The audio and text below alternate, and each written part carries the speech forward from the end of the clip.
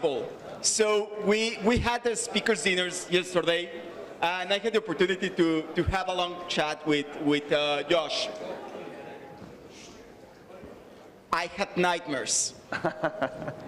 This is we are nowadays dependent of computers, and there is a field about which is specifically the medical, and there is a movement that I respect and I follow, and I try whenever I can to collaborate. Josh, big fan. Thank you. Oh, yeah, sorry. Okay, I heard that Chris Nickerson had 110 slides, 102 slides, so I don't have as many. But I'll try to have more than I should. They stole your time anyway. That's fine. Okay, so I'm Josh Corman. I'm one of the founders of I Am the Cavalry. We started almost 4 years ago at BSIDES Las Vegas and DEF CON. And essentially, I became increasingly worried that our dependence on connected technology was growing faster than our ability to secure it, specifically where public safety and human life are involved. So we wanted to, instead of pointing a finger at past failures, instead of focusing on everything we're doing wrong, we wanted to be a helping hand towards future success. We wanted to be an ambassador, a translator. And the name came from the notion that if the cavalry isn't coming, if no one's going to save us, then each of you could decide whether you'd be part of the solution. So I Am the Cavalry was really a personal pledge of yours to say that you would be that voice of reason, that translator, that ambassador, that educator to the public, to public policymakers, and to safety critical industries. In fact, I don't like wearing a suit, but much like Chris wears a maintenance outfit to break into and hack a data center, if you want to hack policy, you have to wear a disguise, right? So over the last 4 years, we didn't know what we were doing, but we wanted to think like hackers. So we looked for the soft spots. We tried to fuzz the chain of influence. We'd get in anywhere we could. We'd build trust. We'd move laterally. We'd escalate privilege. We would find whatever we could and just keep trying things until it worked. But I'm going to talk specifically, oops, or not. I'm going to try to talk specifically about, I don't need slides. All right, I'm going to talk specifically about public safety, human life issues in healthcare.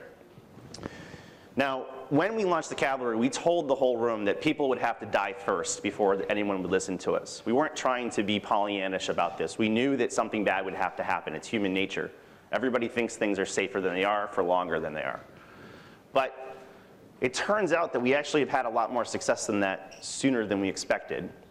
But one of the graphics I would have shown is that there's a belief in this crowd that when something really, really bad happens, they'll finally listen to us. Now, granted, that's going to be later than we want, and it's probably going to be a bad reaction.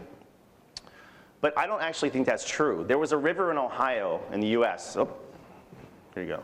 This is a river on fire. This river caught on fire where the Rock and Roll Hall of Fame stands right now, the Cuyahoga River.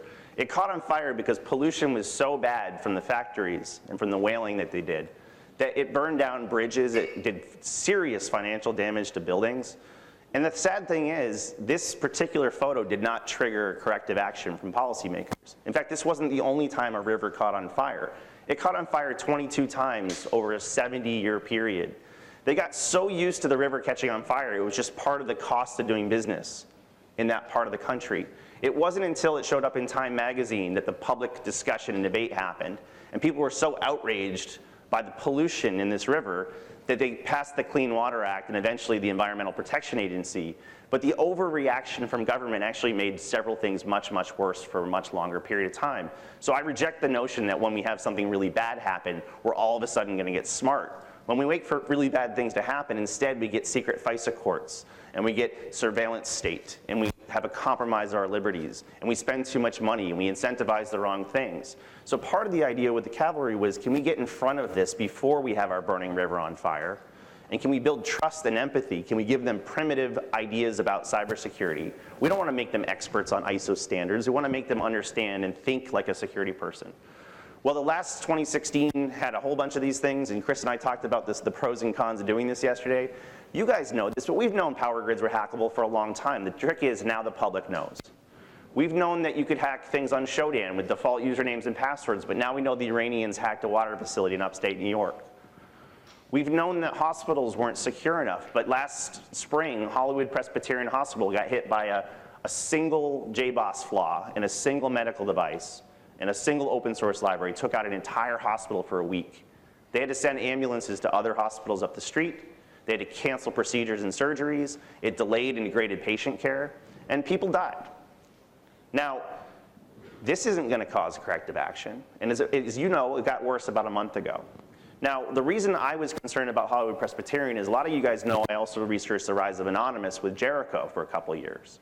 And while many people here thought Anonymous was pretty unskilled and unimpressive, I was less concerned about what they did and more concerned about the blueprint they represented. In fact, we had Mar do some custom artwork. We made a blueprint of a Guy Fawkes mask because it was our belief that someone would adopt, perfect, and build upon this blueprint. What we didn't know, because ISIS didn't exist at the time, is that ISIS basically mastered the use of social media and the use of recruiting and the use of propaganda. In fact, it's more specific than that. One of the members of Team Poison, one of the few hackers in the global movement, Junaid Hussein, Trick, from the UK, from Birmingham, UK, after going to jail for hacking the Prime Minister of the UK's website, he radicalized, moved to Raqqa, Syria, and became the third most dangerous man in all of ISIS. He's the first hacker to be killed with a drone strike. It was shortly after DEF CON 2 years ago, or a year and a half, almost 2 years ago. Now, he wasn't a very good hacker, but he was good enough to take life in maybe a hospital, right? So very few hackers even know about the story of Trick, right? Mostly a script kiddie, but do you need much more than Showdown, than Metasploit, than default usernames and passwords? So when I saw Hollywood Presbyterian taken out by an accident by the SamSam ransomware, I said, what could Trick do to any or all US hospitals? And the sad thing is, it won't be a quick attack. There's a whole bunch of reasons why hospitals wouldn't be able to respond very well unless they got very, very lucky. It would be more like the BP oil spill where it's on the news every single night because we really don't have enough in place. We haven't invested in securing these hospital systems. And the problem is when we always talk about sophisticated adversaries and all these exotic hacking techniques and they're really cool at conferences, we're forgetting that not every hacker is a nation state or an APT or has a cool name like Cozy Bear, right? Or Iron Panda or whatever they are. You know, the skill level of most of those adversaries is so high for offense that even if we doubled or tripled our defense, it wouldn't matter. We're still going to get pwned, right? We all know this on a long enough timeline. If someone wants to get you, they're going to get you. But there's also accidents in adversaries, and if you don't just look at their skill, you also look at their intent to use it. I'm much more concerned about these high intent, low capability adversaries who aren't very skilled, but they're skilled enough. If you focus on things like hygiene, like known vulnerabilities and patching, and not having SMB directly exposed to the internet, things like that, you might actually raise hygiene enough where we might get rid of most of those people. So while a nation state can certainly take out a hospital, they tend not to do so unless it's an act of war. I'm much more concerned about the accidents and adversaries. Now, if you think about the tsunami of IoT, this is essentially all of our technical debt and security debt finally catching up with us and crushing us. Now, it could have been the Mirai botnet, but right now, I'm less concerned about Mirai. Mirai worked for 3 reasons, right? It was fixed credentials, it was unpatchable, and it was directly reachable from the internet. So all these low-cost, low-hygiene devices were sufficient enough to take out the internet for a day. And there's just more and more IoT every day. Most of it can't be patched. Most of it has fixed credentials. Most of it's crap. And even though you don't care about your device getting hacked, in aggregate, it's too big of a tidal wave for most of us to stop.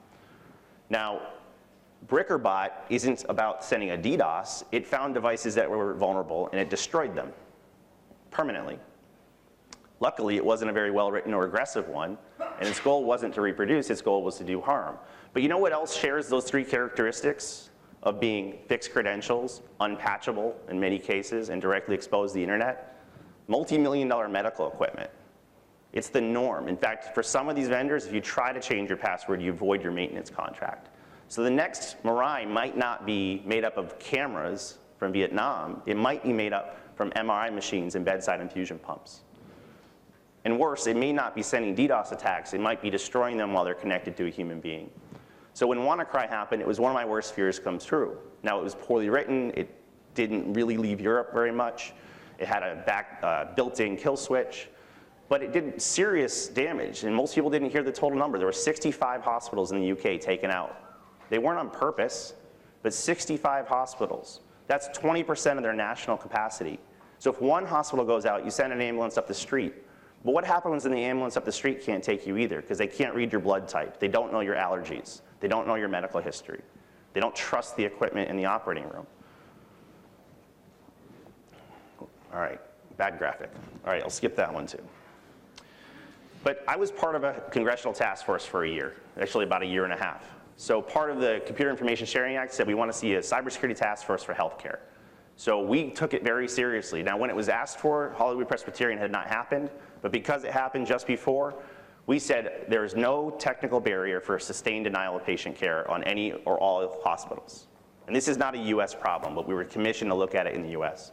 And we had about 20 uncomfortable truths we found, but we decided to pick the top 5 for this ugly graphic. But basically, about 85% of the hospitals, the small, medium, and rural ones, don't have a single qualified security person on staff to do patching, to do inventory, to do threat intelligence, to do anything. Not a single person on staff.